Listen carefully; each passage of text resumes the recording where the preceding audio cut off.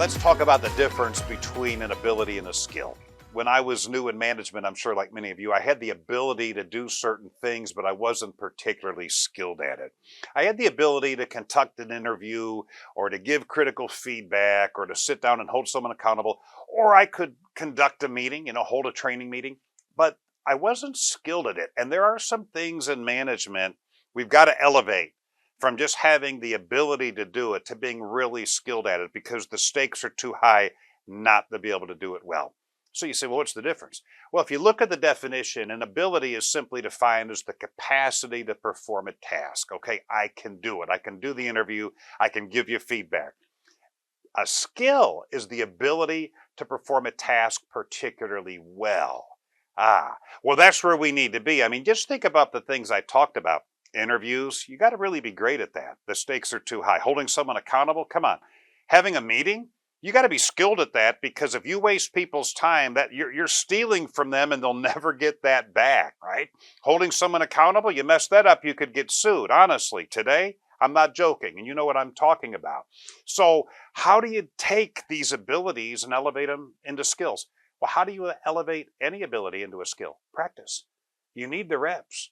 You need the repetition. You need the practice, the drilling, the rehearsing, the repetition. Think about those of you that lead sales teams. There are certain things that your salespeople encounter all the time, right?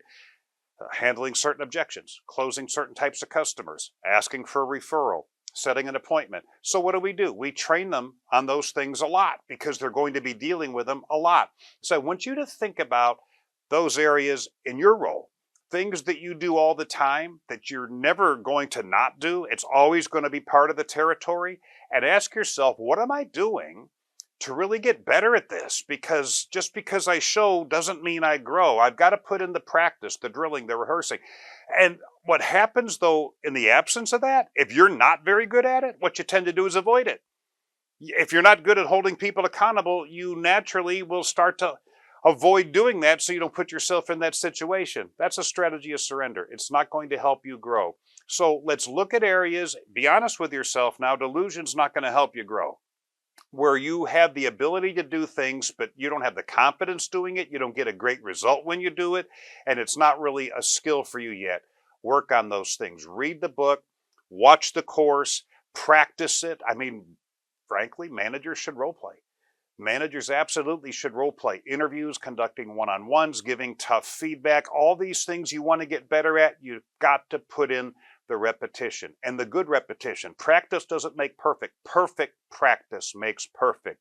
So if you want to be more skilled, put in the reps.